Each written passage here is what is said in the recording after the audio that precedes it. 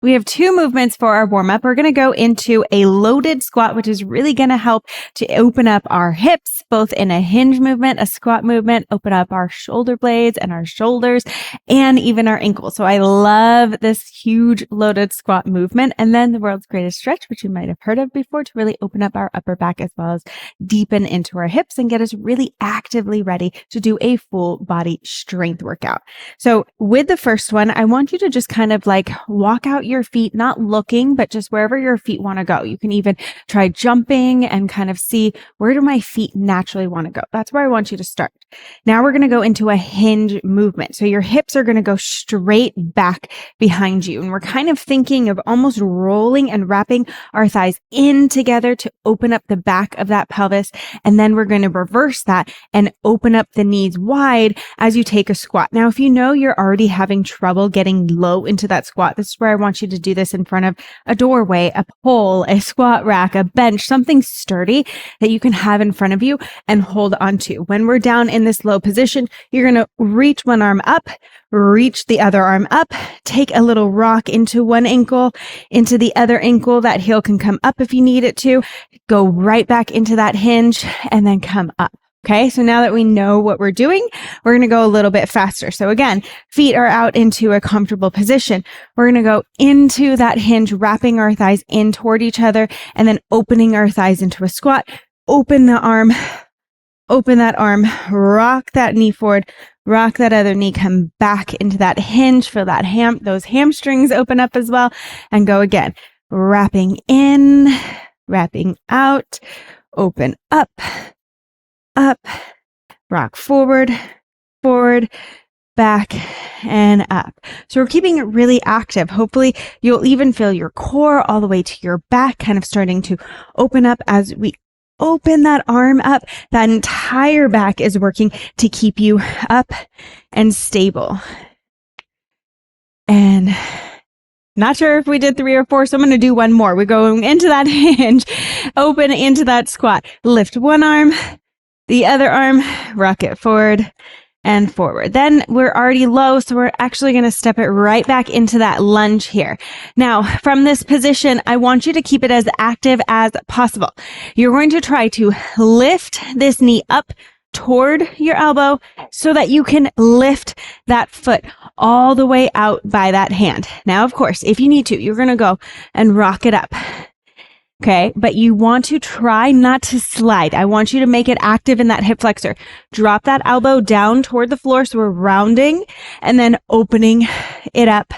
Place that hand down, press into the ground, so we're using our shoulder blades and that core to come back. Again, lift, drop that elbow, open and reach. Press and push it up. So you're really pushing against the ground. Fingertips are pushing into that floor the entire time. If you have wrist issues, this is where you could be holding onto weights, onto dumbbells. That really helps to take some pressure off your wrist.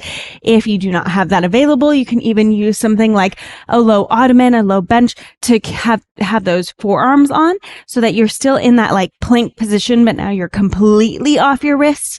So there's always ways to modify around what your body needs. But the goal here is that we're warming up our body and getting it nice and active. So it's not just a passive stretch for that lunge. Okay, we just have one more round of all of that. 4 times for the loaded squat, 3 times for the world's greatest stretch. So here we go. Wrapping those thighs in together for that hinge, wrapping out as I drop into that squat. Maybe the toes need to open a little bit more. That's okay. Rock forward, hinge, and back up. Now, if you want it to be a little bit more hinge specific, you can have the feet closer, okay? And you can wrap it in for that hinge, step it out wider for that squat.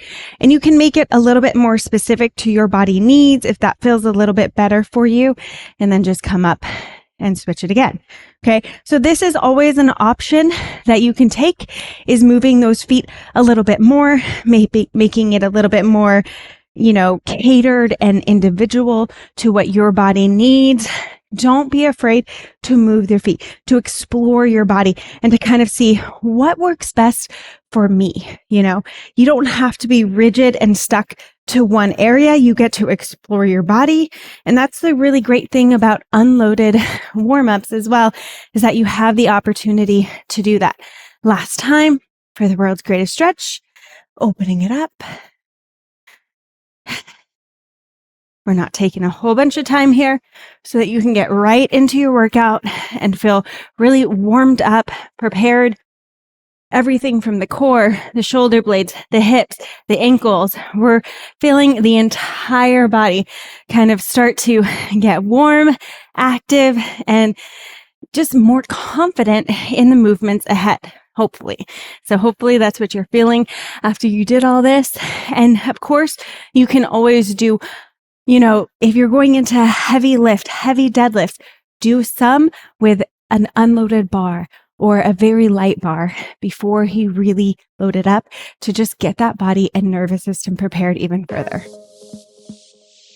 Don't forget, if you love what you're learning, I have so much more in stock for you. So hit that subscribe button, check out the other videos I've done in the past, and leave any comments of any suggestions that you have for videos in the future. And I can't wait to help you feel incredible and amazing within your body.